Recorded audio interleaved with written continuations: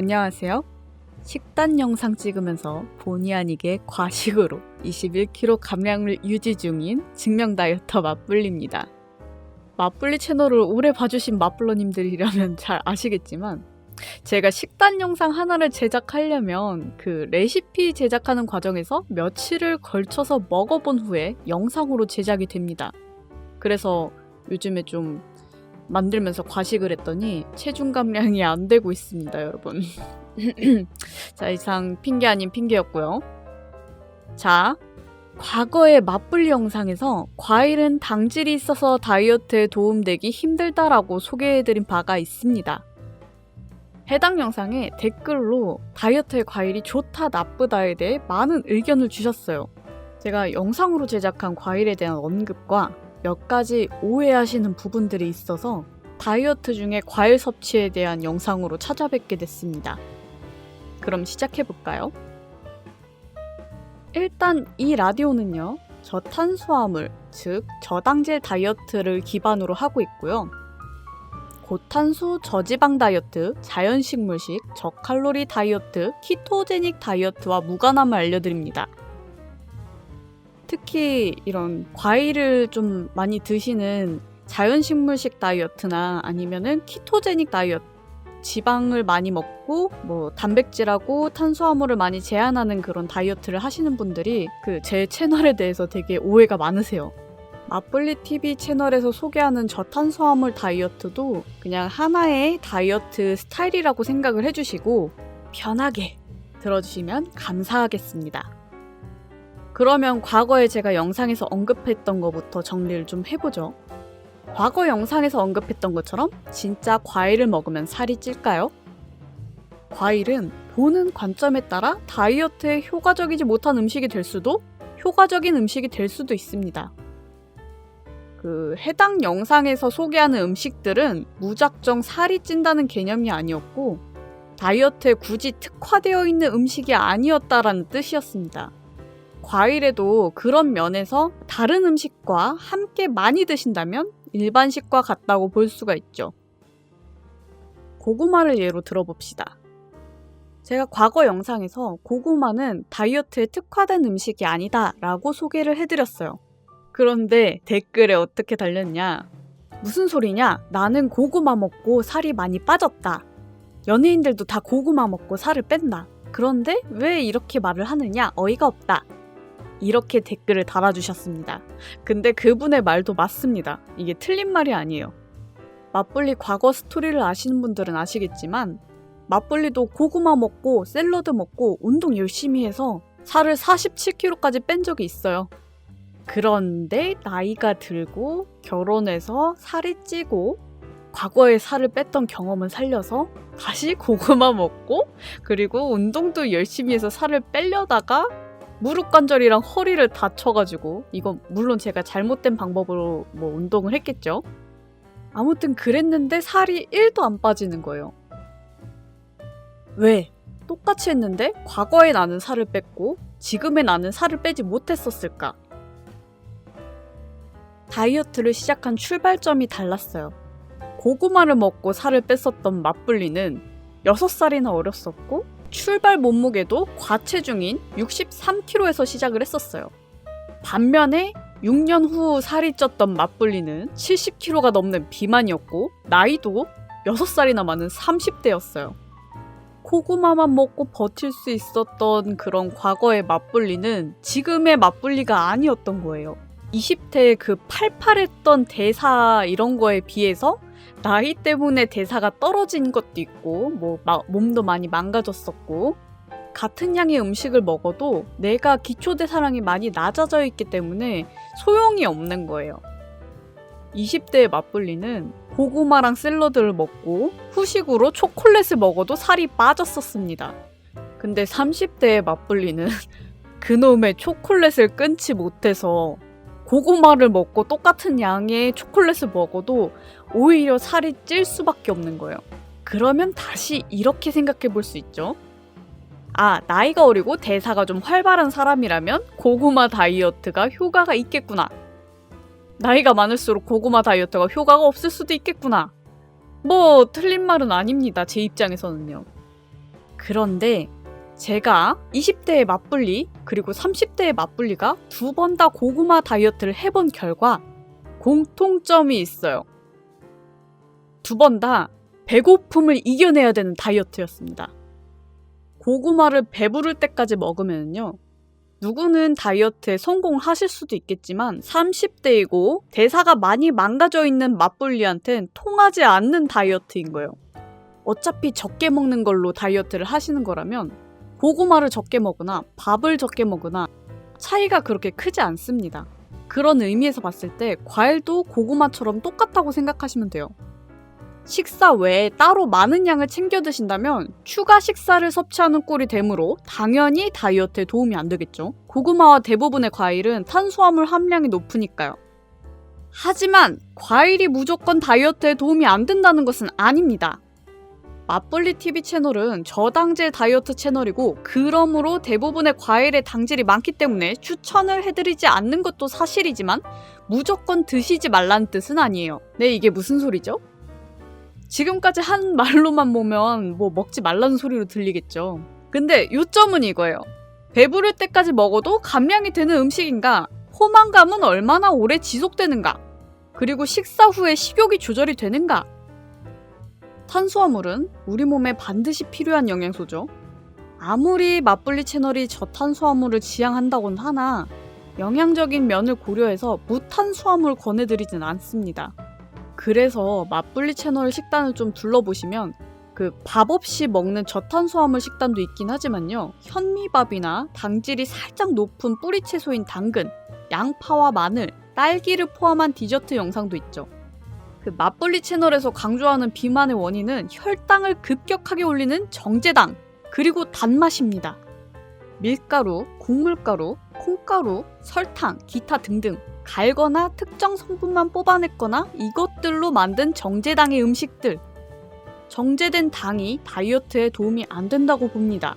비교적 혈당을 느리게 올리는 과일의 비정제 탄수화물은 과잉 섭취나 식욕 증진으로 인해 다이어트에 방해가 될 수는 있어도 영양적인 측면에서는 건강한 신체에 꼭 필요한 성분을 제공하기도 합니다.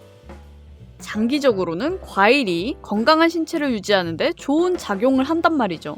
무조건 안 먹는 게 아니라 적절하게 먹어야 된다는 말이에요. 그러면 과일을 어떻게 먹어야 살이 안 찌게 먹을 수 있을까요? 다이어트를 어느 기간 동안 했느냐? 간헐적 단식을 하고 있느냐? 간식을 끊었냐 끊지 못했느냐의 여부에 따라서 달리 생각해 보시면 됩니다. 다이어트 초반인 경우 참고로 처음 맞불리 채널을 이 영상으로 접하신 분들은 잘 모르실 수도 있는데 맞불리 TV 채널은 배부른 식단을 지향하고 있죠. 식욕 조절을 핵심으로 생각하는 채널이에요. 식욕을 부르는 탄수화물 중에서도 당질을 제한하고 식욕을 부르는 단맛도 제한하고 인슐린 조절을 통해 감량 효과를 얻는 그런 채널이에요. 단맛 자체가 인슐린을 자극하는 것으로 보는 채널이기 때문에 정제당은 물론이고 스테비아나 에리스톨, 아스파탐, 사카린 등 단맛을 내는 설탕 대체제나 단맛이 나는 과일 또한 혈당에 영향을 미치고 다이어트의 성패를 가르는 식욕을 자극하기 때문에 단맛이 난다면 다이어트에 도움이 되지 않는다고 봅니다. 물론 연구 결과에 따라서 설탕 대체제가 인슐린을 자극한다, 하지 않는다, 갑론을박이 정말 많이 펼쳐져 있는 상황이니까요. 맞불리 TV 영상을 굳이 맹신하실 필요는 없습니다. 여러분이 어떤 정보를 믿느냐에 따라 여러분의 선택과 결과가 따라오겠죠. 호르몬으로 인한 식욕 증진은 사람의 의지로 참기가 매우 어렵습니다. 21kg를 감량한 증명 다이어터 맞불리 또한 호르몬으로 인해 식욕이 증진되는 경우는 식욕을 거부할 수가 없어요. 그래서 식욕 조절이 스스로 가능해지도록 단맛을 일절 끊어야 된다고 강조드린 거예요. 하지만 방금 말씀드린 대로 다이어트 초반이신 경우엔 이미 단맛에 익숙해져 있는데 단박에 막 이렇게 끊어버리기에는 좀 힘들어요. 사람의 의지로 참기 매우 어렵습니다. 자, 이럴 때 단맛이 막 땡긴다고 디저트나 음료수 막 드시는 것보다 생과일을 소량 먹는 것이 더 낫습니다. 과일을 먹는 만큼 식사량을 조절한다면 정제 탄수화물을 먹는 대참사보다 훨씬 현명한 선택이 될 수 있죠. 하지만 역시 초반에 말씀드린 것처럼 양 조절이 관건이죠. 어떤 음식이든지 과하게 먹으면 다이어트에 도움되기 힘드니까요. 아까 뭐라고 했죠? 단맛이 식욕 증진으로 이어진다고 했죠? 잘못하면 과일도 폭식으로 이어질 수 있기 때문에 사람의 의지로 식욕 조절이 가능해질 때까지 과일도 점점 줄여나가시는 게 다이어트에 도움이 된다는 개인적인 의견입니다. 대신에 오히려 식욕 조절이 능한 저당질 다이어트 후반부에는요, 식단에 적당한 과일을 넣는 것은 건강상 이로운 면이 많기 때문에 잠깐 동안 과일을 끊는다고 여겨주시고 식욕 조절이 가능해질 때까지만 좀 참아주시면 되겠습니다. 자, 그리고 간헐적 단식 실행 여부에 따라서 또 달라요. 맛블리TV 채널에서 지향하는 저당질 식단은 인슐린 자극을 최소화한다는 의미로 간헐적 단식과 공통점이 있죠.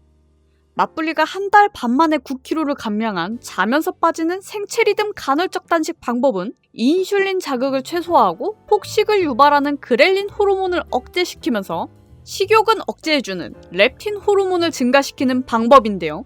관련 영상은 고정 댓글에 남겨드리겠습니다. 간헐적 단식을 실행한 지 2주 이상 지나신 분들이라면 하지 않았을 때보다 식욕 조절이 원활하실 거라고 추측해요. 식욕 조절이 능해지셨다는 것에 한해 과일을 식단에 소량 포함시키는 것도 좋은 방법입니다. 식욕 조절이 가능해졌다는 뜻은요, 스스로의 의지로 과일 먹는 양을 조절할 수 있다는 뜻이기도 합니다. 과일의 단맛을 느꼈다고 하더라도 잠시 식욕 증진이 될 순 있으나 간헐적 단식을 통해 자고 일어나면 식욕이 어느 정도 리셋이 되니까요, 악순환을 피할 수 있는 거죠. 섭취 예를 한번 들어볼까요? 21kg를 감량한 저 맛블리는요, 원래 두 끼만 먹던 사람이었습니다. 살이 쪘을 때나 감량을 시작했을 때나 원래 두 끼만 먹었어요. 그래서 간헐적 단식 할 때도 별로 그렇게 어려움 없이 하고 있는데, 저당질 다이어트를 시작하면서 처음부터 두 끼를 모두 식단식으로 진행했던 것은 아닙니다. 한 끼는 일반식 먹고 한 끼는 식단식으로 진행해서 10kg 이상 감량을 했어요. 아마도 식단식 두 끼를 진행하게 된 거는 한 14kg 이상 감량 때부터였던 것 같아요. 물론 당시는 제가 비만인 상태였던 것도 있고, 여러분도 이제 체질과 체중에 따라서 감량할 수 있는 정도는 다 다르시다는 거는 참고해주세요. 맛블리처럼 일반식을 병행하시는 경우에는 탄수화물인 밤양을 줄이고 대신에 과일을 식단에 포함시킨다면 충분히 과일을 드시면서도 감량이 가능하다는 얘기입니다. 물론 앞서 말한 것처럼 양 조절은 필수겠죠? 한 가지 예를 더 들어볼까요? 식단식 두 끼인 지금의 맛블리 또한 과일을 먹습니다. 누군가가 저한테 댓글로 그러더군요. 음식 제한하는 이 식단 평생 유지할 수 있나요? 난 그렇게 못하는데? 수고하세요. 아마도 무조건 당질 제한식만 먹어야 된다고 잘못 이해하셔서 그런 말이 나온 거라고 생각을 합니다. 21kg를 감량을 하면서 치킨, 햄버거, 피자, 라면 이런 거 다 먹었어요. 못 먹는 거 아니에요, 여러분. 일주일에 한 번 치팅데이로 먹었습니다.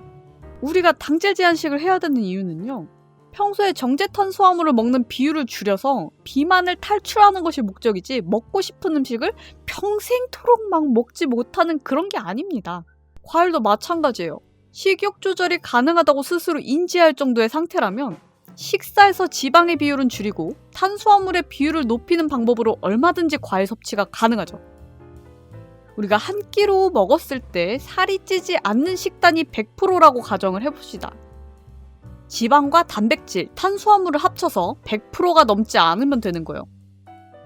일단 단백질은 에너지 활용이 좀 다르기 때문에 잠깐 치우고요. 우리가 살이 찌는 이유는 이 에너지통 100%보다 더 많이 먹었기 때문에 살이 찌는 거예요. 그래서 이 연료통 100% 안에서 지방의 비율을 높게 먹던 탄수화물의 비율을 높게 먹던 100%만 넘지 않으면 살은 안 찌는 거예요. 그런데 지방과 탄수화물, 둘 중에서 탄수화물 중에서도 당질의 비율을 높게 먹으면 인슐린을 자극해서 혈당에 영향이 크고요. 정제된 탄수화물일수록 포만감 유지가 어렵고 쉽게 배고파집니다. 이것이 곧 식욕 증진으로 이어지죠. 먹으면 먹을수록 쉽게 흡수되어 버리기 때문에 인슐린 자극을 하지 않는 지방으로만 과식을 했을 때는 살이 그냥 조금 찌고 끝나겠지만, 당질로만 과식했을 때는 살만 찌는 게 아니라 식욕 증진, 포만감 저하, 폭식 등으로 이어져서 악순환이 반복될 가능성이 커지죠. 그런데 우리가 이렇게 지방으로만 또 당질로만 편식해서 과식을 하진 않잖아요. 보통 섞어서 먹으면서 과식을 하게 되는 거죠. 결국엔 과일을 식사에 포함시킬 때 지방 섭취를 조금 줄이고 당질인 과일을 적당히 드신다면 얼마든지 과일을 드시면서 다이어트를 할 수 있는 거죠. 또 이런 질문을 하시는 분들도 있어요. 과일 갈아서 주스의 형태로 마셔도 되나요? 아니요, 절대로요. 과일은 생으로 드세요. 껍질째 함께 섭취할 수 있는 과일은 꼭 껍질째 함께 드셔야 되고요. 그렇지 않은 과일들도 꼭꼭 씹어서 드실 수 있는 형태로 드셔야 됩니다. 과일을 갈아서 드시게 되면요. 공짜로 얻을 수 있는 소화 흡수 에너지 소모도 얻지 못할 뿐더러 음료 형태로 드시는 것은 생과일 주스든 야채 주스든 우유든 아몬드 음료든 두유든 제로 칼로리 음료든 그 무엇이든 간에 뇌에서 음식으로 인지를 잘 못합니다. 그래서 포만감이 정말 빠르게 사라져요. 액체 형태이기 때문에 몸에서 흡수되는 속도가 기가 막힙니다. 그리고 이런 다른 의미에서 이런 음료들은요, 대부분 시판되는 음료에 설탕이 들어가거나 당질이 포함되어 있어요. 제로 칼로리 음료 같은 경우엔 설탕 대체제를 쓰죠. 근데 이게 설탕 대체제는요, 흡수가 안 되는 대신에 인슐린을 자극하는 연구 결과가 있습니다. 물론 초반부에 말씀드렸지만 다시 한번 말씀을 드리면 설탕 대체제가 인슐린을 자극한다, 하지 않는다에 대한 상반된 연구 결과가 있기 때문에 제 말을 너무 맹신하실 필요는 없고요. 어떤 정보를 믿느냐에 따라서 이제 선택을 해주시면 되는 거죠. 결과도 거기에 따라가는 거고요. 어쨌든 꿀꺽꿀꺽 마셔버리는 그런 액체 형태의 당질들은 다이어트에 도움된다고 보기 힘듭니다. 자, 그러면은 이런 질문을 또 예상해 볼게요. 식욕 조절이 좀 원활한 상태여서 과일을 식단에 포함시키고 싶은데 어느 정도까지 먹어도 좋을까요? 아까 연료통에 대해서 말씀을 드렸죠. 연료통의 크기는 사람마다 다 달라요. 체질마다 다르고 나이마다 다르고 성별마다 다르고 컨디션에 따라 다른데 이게 천차만별이기 때문에 결국에는 자기가 당질을 어느 정도 먹어도 이제 살이 빠지는지 스스로 먹어보면서 몸의 반응 정도를 좀 파악해봐야 됩니다. 처음에 조금씩 먹기 시작해서 조금 점점점 늘려도 이게 감량에 효과가 있다. 그러면은 그 정도까지는 드셔도 되는 거예요. 단 과일을 먹다 보면은 이제 단맛을 이제 또 다시 길들여져서 식욕 조절이 어려워지실 수 있거든요. 그럴 때에는 자주 드시는 것보단 일주일에 몇 회 스스로 규칙을 적용하셔서 드시는 게 좋습니다. 그러면 어떤 과일을 먹는 게 좋을까요? 일단 대부분의 과일이 당질이 높지만요. 그렇지 않은 과일도 있어요. 대표적으로 아보카도. 아보카도는 100g당 당질이 2g 정도인 과일인데요. 지방 함량이 많은 과일이라서 저당질 식단에 이제 식사 대용으로도 아주 적합한 과일입니다. 그리고 토마토. 저는 토마토를 편의상 채소로 봅니다만 명칭상으로 채소일 뿐 과채류나 과일이라고 굳이 정정해 주시는 분들이 계셔가지고요. 토마토도 과일이라고 언급을 해봤습니다. 토마토도 100g당 당질 2g에서 4g 정도이고 토마토의 경우엔 지방, 단백질 함량 또한 낮아서요. 아보카도처럼 식사 대용이라기보다 좀 다른 식사와 곁들여 드시는 게 더 좋고 간식 대용으로 드셔도 좋습니다. 방울토마토도 마찬가지. 하지만 뭐든지 과하면 살이 찌니까요. 적당히 드시는 걸로 아시죠? 그리고 딸기. 딸기는 100g당 당질이 5g에서 6g 정도고요.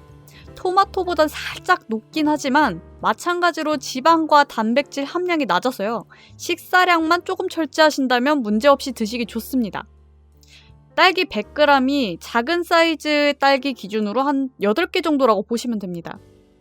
딸기도 덮어놓고 드시다 보면 순식간이니까 양 조절은 필수겠죠. 그리고 수박. 수박 100g에는 당도에 따라서 한 7g에서 11g 정도의 당질이 있는데요. 식후에 이렇게 우리 세모나게 잘라서 한 조각씩 먹잖아요. 그 한 조각 정도면 간식으로 크게 무리 없게 드실 수 있어요. 당질이 조금 높으니까 지방 식사량을 좀 낮춰서 드시면 더 좋아요. 복숭아. 복숭아는 100g당 당질은 8g 정도인데요. 복숭아가 100g이면 작은 사이즈로 1개 정도고 큰 사이즈로는 반 개 정도예요. 그런데 우리 보통 복숭아 먹을 때 큰 거 한 개 다 먹잖아요. 저만 그런 거 아니잖아요.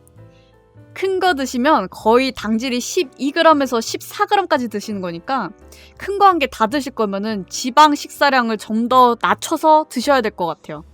그리고 사과는 100g당 11g 정도의 당질이어서 앞서 설명드린 애들보다는 좀 높긴 하지만요. 항산화 작용을 하는 케르세틴이라는 물질이 있어요.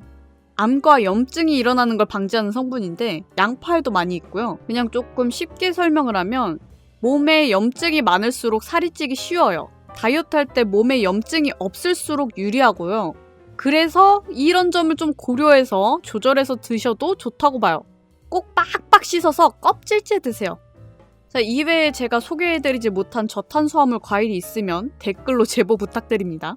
그리고 가급적이면 모든 과일과 채소는 조금 비싸더라도 무농약 유기농 채소로 섭취하시는 게 좋습니다. 농약이 진짜 몸에 안 좋거든요. 그러면 어떤 과일은 피해야 될까요? 앞서 많이 설명해드린 것처럼 식욕 조절이 잘 되신다는 가정 하에 자신의 연료통 크기의 지방과 당질 비율만 잘 조절해서 드신다면 피해야 되는 과일은 없습니다. 오히려 자연식물식 하시는 분들은 이제 고탄수화물의 식단을 섭취하시기 때문에 비정제 탄수화물이 높은 음식을 선호하시기도 하죠.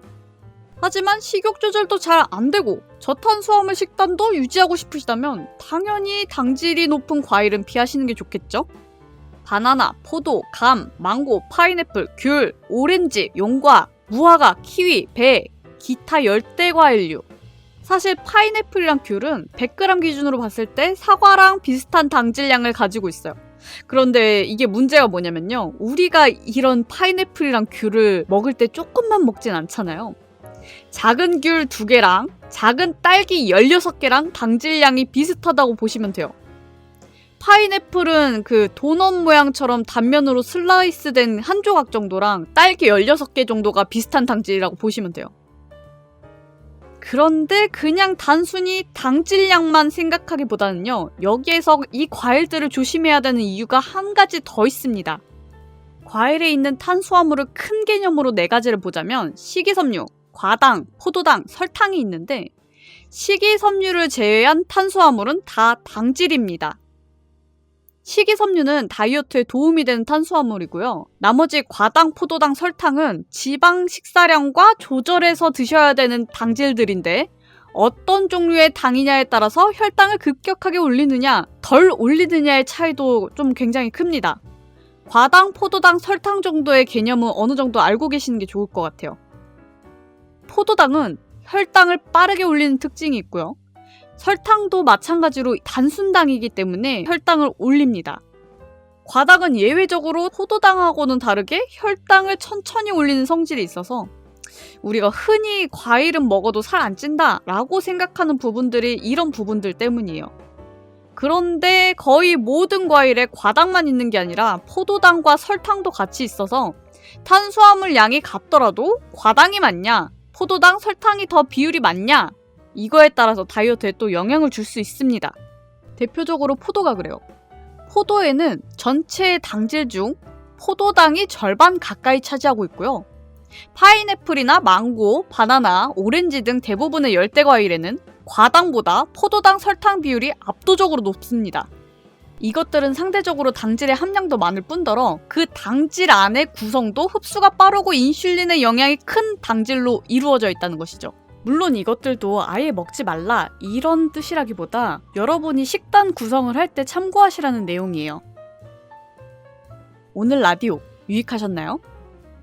제가 드리는 정보들은 어디까지나 참고자료일 뿐 맹신하지 마시고 각자 몸에 맞는 방법으로 다이어트를 해주시는 게 제 바람입니다. 맛블리 채널은 저탄수화물을 지향하는 채널이긴 하지만요. 사람의 체질에 따라서 다 다르기 때문에요. 저탄수화물 식단이 몸에 안 맞으실 수도 있고 탄수화물 양을 줄이다 보니 지방 함량이 많아져서 치즈나 버터, 코코넛 오일 등 기름진 식단이 많아지는데 이런 것들이 몸에 안 맞는 분들도 계십니다. 그래서 자기 몸에 맞는지 안 맞는지 여러 가지 방법을 시도를 해보시고 몸에 맞는 방법을 찾으셔서 건강한 다이어트 하셨으면 좋겠습니다. 오늘 라디오는 여기까지고요. 긴 내용이었는데 끝까지 청취해주셔서 정말 감사합니다. 다음 라디오에서 또 뵐게요. 감사합니다.